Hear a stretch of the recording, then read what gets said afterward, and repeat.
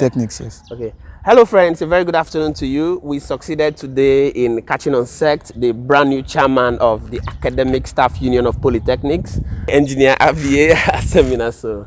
So he was the pioneer head of department for the chemical engineering in the Federal Polytechnic of Oil and Gas, also the pioneer Dean of the Faculty of Engineering Technology here in the Polytechnic.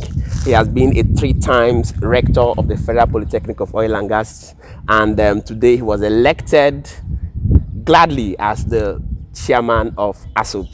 Join me to make welcome on sect, Mr. Abiye, Engineer Abiye Aseminaso. You're welcome, sir. Thank you very much for having me. Yes, yeah. So we believe greatly you're excited about the announcement of your winning today. Yes, I am actually excited because the journey has been a long and tumultuous one, but we thank God that today it has come to an end successfully. Thank you. Okay. Obviously, we had some rumors today that your rival stepped down for you. Is that true? Is it true that someone stepped down for you to gain the position of the chairman today? Yes, that's true. That's because the person I was running against is a friend. We've known ourselves for a while. He's also a colleague. So we realized we were both running for the same office. So at some point, precisely yesterday, he came publicly in the manifesto ground and announced he's stepping down for me to go for the office, since it's for the benefit of everybody, every academic staff in the Polytechnic. We, like I was talking to your national representative today, we know that normally in an election system and in governance, it's always appreciable for the people in power to have what we call constructive criticism. It also put them on their toes. Do you think that this will in any way reduce your efforts to achieve excellence in your governance? Because it looks like you got it on a platter at this point, even though we know that he's actually a very credible candidate. What do you think about that? Well, I won't say I got it on a platter, because I'm a pioneer staff in this Polytechnic. I've been here since 2015, March precisely. And the struggle for having a union here started in October of that same 2015. That's when we started paying dues on our own, started arranging and making consultations, visiting our sister institutions and trying to get details of how to start our union. So that struggle, I'm a pioneer member that started the struggle. So I wouldn't say I got it on a platter of gold, because if I wasn't a credible or worthy opponent, my colleague and my friend won't step down. So I'm sure he has reasons why he stepped down, for the betterment or for the success of the union. And that will not make me, I believe, rest on my toes, because the task at hand is very serious.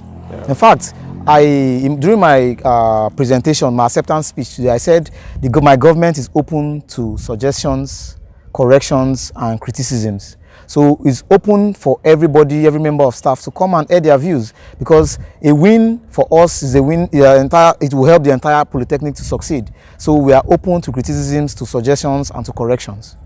Okay, so you just emerged today as a pioneer chairman. Yes. We are aware that this Polytechnic has existed for over 6 years. Yes. How come it took you this long to set up your union? What are the delays, and why did it delay this long before you could set up your union? There are a lot of challenges that come with pioneering anything at all.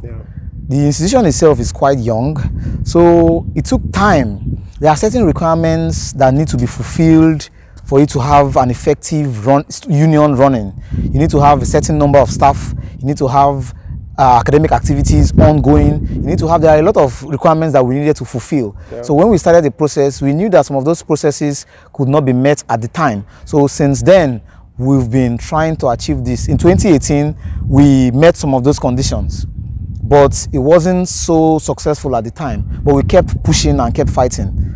Fortunately, in 2021, process started earnestly. We got admitted into the national body in December, on the 9th of December 2021, and today, the 25th of February 2022, we've been sworn in and inaugurated as a chapter of ASUP in Nigeria. Wow, congratulations. Thank you very much. Congratulations. But obviously, like you said, commencing a pioneer union like this, there's a lot of tasks associated to it.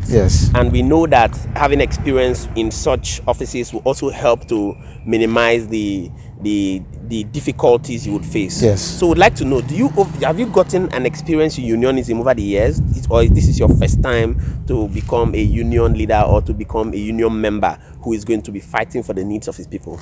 No, this is not my first time associating with unions, because obviously as a student you'll be part of the student union of your institution. Also in my postgraduate studies, in my master's level, I was also part of, that was then because it was an international institution, so I was part of an international student union. So that gave me a lot of insight and knowledge on how union activities are conducted and how to achieve success. Bringing it down here, being a pioneer staff here, I've been here from the beginning.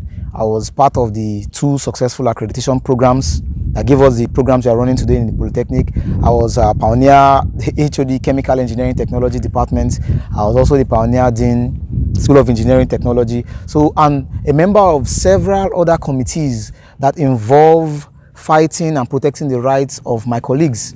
With all of these administrative positions, it gave me an opportunity to learn and also build capacity that I believe will help me in this office as the pioneer chairman. As a matter of fact, that was one of the reasons why I decided to run for this office, because I believe I have the prerequisite experience to run and handle this kind of position. So I believe with the help of God and by the support of my Congress, we will succeed in this government. So you're seeing it from the good, the merry. Obviously you guys are marrying now, you're having a good time for the success of your election. Yes. But I would like us to look at it from the flip side of yes. it. We have had interviews like this with union leaders who has given us assurances of obvious threats that has been given to them in the past and that will be given to them. So we are rest assured that the office you're occupying would obviously come with threats and sometimes situations that could warrant you to want to give up. How prepared are you for these threats that would come? How prepared are you for this task that would come as a union chairman now? Well, it's unfortunate that being or occupying such a position will expose you to certain challenges. Yeah. Any man that is not willing to face challenges, then it means he's not willing to face life itself, because life itself is full of ups and downs. So stepping into this position, I know that there will be a lot of challenges in front. Like I said, pioneering anything at all is going to be challenging. Yeah. And this union, the institution itself is young. The union is at the pioneering stage. I foresee a lot of challenges, but I believe we have the capacity to face those challenges. One of the points I made during my manifesto, and which is one of the principles I've used to operate my administration, is I know that the purpose of a union is not to fight the management of the institution, but because before any unionism starts, before anybody is part of a member of a union, he is first a staff of the Polytechnic, exactly. Meaning a staff of the federal government. With that being said, I don't plan to go head on and start fighting management, because I believe dialogue is the best solution to any challenges that people can have. The method I plan to use to achieve all my goals is making sure I keep room for enough dialogue with whichever management that will be on ground during the course of my administration.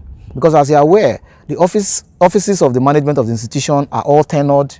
Also, my office as chairman of this union is also a tenure based. So if I carry confrontation and fighting as the purpose of the union, it means I'm not ready to succeed. So the plan is to keep a platform we use to dialogue, and I believe with that we'll be able to resolve whatever challenges that will come. But if in effect that there are challenges or there are threats that come along the line, as a staff of the federal government, I believe there are arms of the federal government that can protect me. With that being said, I will try my best to make sure that any issue doesn't deteriorate to the point where it involves threats or serious confrontations. We'll try our best to handle whatever challenges that come up. Wow, okay, that's a good one. But before even your emergence and your forming of the union, we've had a series of complaints from one or two of your students concerning accreditation issues. Some of them say some of the departments they are running right now is not completely accredited. We want to know what departments that are not accredited and the reason why, because you've obviously been an acting rector 3 times. Why are those departments not accredited, and what are the hopes of the students who are in those departments right now?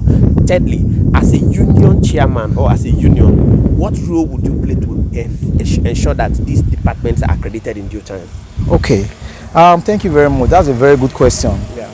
Like I mentioned, The purpose of the union is to work in synergy with the management and other unions on campus in the institution to achieve the collective goals of the institution.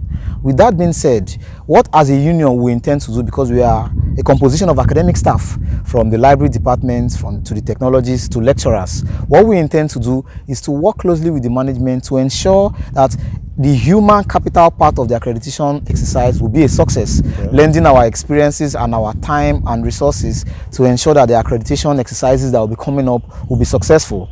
If that is achieved, then a lot of other programs adding to the programs we have already accredited will start running. Currently, there are 5 programs that have been accredited that are running right now in the full-time part of the Polytechnic. Okay. We have in engineering, we have electrical and electronics engineering technology, we have industrial safety and environmental engineering technology. And in the School of Science, we have computer science technology and statistics technology, while in the business school, we have petroleum marketing and business studies. These are the 5 programs that have been accredited and are running in the full-time. Coming to the other question you asked about the other programs that have not been accredited, probably you are referring to other programs in the part-time arm of the school. Okay. I'm aware that the part-time programs are running certain courses that have not been accredited. From the information I have, I am very sure that the management of the institution is working really hard to get those programs accredited. And I believe before the graduation or the completion of those programs by the students, that accreditation might have been fruitful for those that have not been accredited. The management, as I'm aware, is working to have an accreditation exercise this year. So I believe some of those challenges will be sorted out. So what's your word for students in those departments? My word for students in those departments will be to remain calm and continue their studies, and hopefully by the time they will get to the completion of those programs, their programs will be accredited. Okay. All things being equal. Because we've had series of where media people and we get in contact with most of all these people. Yes. Okay, on the 18th of February, a petition was written to the Minister of Education by a rector of this Polytechnic, stating that his suspension was not warranted duly. He states that the governing council of the Polytechnic suspended him without following the due process. What's your take on that? That issue is a very sensitive issue, and I wouldn't like to comment on that. Okay. That's because I believe issues of such importance and delicacy shouldn't be aired out in the public. Okay. That's why personally I will not support the idea of taking government or institutional issues to the social media platforms, because first of all, that will not even bring a solution to the problem. I believe if anybody is aggrieved by any chapter, there must be documents to back up their claims. There must be guidelines or constitutions or laws or the Polytechnic Act that can enforce their case. So if anybody has such a case, following the right channel, following the right procedure to air your views and fight for your rights is better than putting it on social media platforms. So I believe the governing council, in their wisdom, the person that wrote the petition, and the ministry or the minister that the issue was reported to, I believe they have the necessary experience and know-how to handle that issue, and I believe it will be sorted out soon. Okay, yes. Okay, that's acting with so much care, I would say. On a final note, for some years previously, the polytechnics in Nigeria has been clamoring against the dichotomy between the degrees of the university and that of the polytechnics. And to cut it all, lately the federal government squashed that dichotomy. And I think that by virtue of that squashing, the curriculum of polytechnics should be upgraded to what is obtainable based on the fact that they have all been put on the same place. What's your take on that? And do you think that anything of that nature has been done in any way? Well, I don't really have the details of what the information is with regards to what the federal government has done, because I know that the polytechnics are still running their curriculum, which they've been running from the beginning, and universities are still running their curriculum they've been running from the beginning. There's a mistake people make, I believe. Polytechnics are very different from universities. As we all know, universities are purely research-based, while polytechnics are supposed to be more of manpower or technical trainings. That's why there is more of practical components in the polytechnics than in the universities. Each of them has to serve different purposes. if you check or if you look around the requirements for employment in certain organizations, for example, the liquefied LNG here, Nigerian Liquefied Natural Gas Company here, during their advertisements for employment, they usually insist on HND holders. That's because they don't want people with just knowledge by books or by research. They want people that have hands-on experience. Knowledge. They want people that have the real practical knowledge, not theoretical knowledge. So I believe universities have their place while the polytechnics have their place. If it's left to me, I won't think there will be any reason to either merge them together or try to make them have the same curriculum, because they all have a specific role to play in the society. With that being said, there has been a dichotomy, usually in terms of opportunities, saying, oh, these people are university graduates, these are polytechnic graduates. But if the federal government will make sure that the polytechnics are well equipped and funded, universities are well equipped and funded, each of them will stand alone and perform the functions for which they were originally set up. That is to handle, the universities to handle the theoretical part of the job, while the polytechnics will handle the practical part of the job. With that, you find out that there will hardly be any dichotomy, because everybody will be gainfully employed at the completion of their programs from either the university or the polytechnic. That way, the dichotomy will disappear, because everybody is useful for what they will need per time. So, I believe the Ministry of Education is still looking into that issue, and they will try to make things balanced. In fact, where that dichotomy is coming from is because of maybe benefits or payments that come. Most polytechnics believe universities are more funded or more equipped than the polytechnics. But if they are funded and equipped equally, there won't be any need for this dichotomy. Okay, the dichotomy I mean is yes, it has to do with the degrees that yes, are offered to the students. Exactly. That come out before someone goes into enrolls in a polytechnic, he will know the reason why he chose to do that. Like I said, there are companies that specify they want HNDO holders specifically. So someone that is gifted with technical ability will know that he won't do well in university, or someone that knows that he will work in technical areas or companies will want to, they will consciously go and apply and be admitted in a polytechnic, because that is what they want to. So it is not proper that you go and get yourself admitted in a polytechnic, then a few years down the line you start complaining that there is a dichotomy. Because you know that if you want technical ability, you go to the polytechnic. Because it seems as though most of the times when they don't have opportunity to get admission into the universities, then the polytechnic is an alternative. Yes, exactly. My advice would be for anybody, if you know you want to go to a research-based or theoretical-based course, wait till you get the admission you require. Okay. The polytechnic should not be plan B, or a fallback to, if I don't get admission in university, I've waited too long, let me fall to a polytechnic, then start complaining tomorrow. If for any reason you know you can't get the admission and you want to fall back to the polytechnic, go to the polytechnic, be serious, graduate with good grades. I believe with that, opportunities will come that will require your services specifically, and with that, you should be all right. Okay, so let's try to round it off. I think we are shooting beyond the time allotted for this program. Okay. Okay. If you are appointed to be the rector of this institution today, what changes or what areas do you think you would want to concentrate on that you think would bring about an effective and more productive governance of the institution? That's an interesting question. Well, before I would ever be appointed to be a substantive rector of such institution, I would have served for a long time. Of course. Yes. Those facts are, are still there. Assuming yes, you are. Well, you are today. To get an institution to be fully functional is not easy. If for any reason or I become a rector, certain things I'll put as priority will be properly working with all the government agencies to fund and equip the Polytechnic. We have interventions from TET Fund, that's the Tertiary Education Trust Fund. I will work closely with the PTDF, the Petroleum Development Fund. I'll work closely with every other intergovernmental agency that can assist or help the Polytechnic. When such interventions come, they will be properly put to use for the training and development of staff, for the equipping of the labs and workshops in the Polytechnic, and for every other thing that is required. Also, another part of it, the Polytechnic is being run by staff. The welfare of such staff will be paramount, because when the staff are properly taken care of, they will give their best to the jobs they have at hand. Once that is done, you realize that the educational requirements of the school is met up, the libraries are well equipped, the labs are well equipped, every other part of the Polytechnic is properly equipped and functional, then the staff that are helping to take care of these students are well taken care of. Everything will run smoothly. Okay. Yes, okay. that will be my Okay, my that would plan. be your own strategy. That will be my strategy. On a closing note, I'll Yes. just close with this. Yes.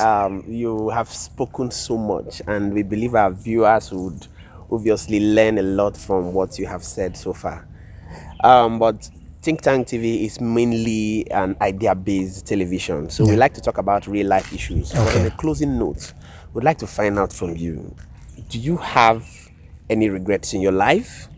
And if you do, how do you think you would have reacted to such regrets? We believe that there are some people who may be in this same particular situation right now who will obviously learn from such mistakes.